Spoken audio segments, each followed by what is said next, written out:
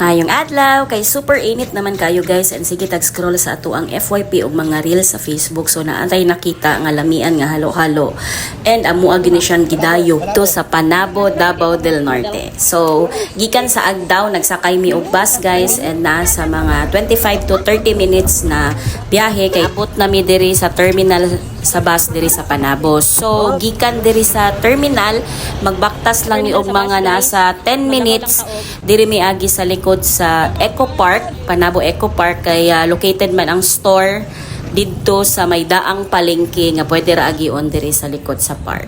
So pag makita na ninyo na building guys, unahan ana naay kagapi glass at bang lang ana nga iskinita na ana diha ang amo ang adtuon nga store. So mao ni siya ang Rofel's Cakes and Pastries. So tara guys, ubanita atong tilawan ang mga foods and halo-halo na gi-offer sa Rofel's Cakes and Pastries.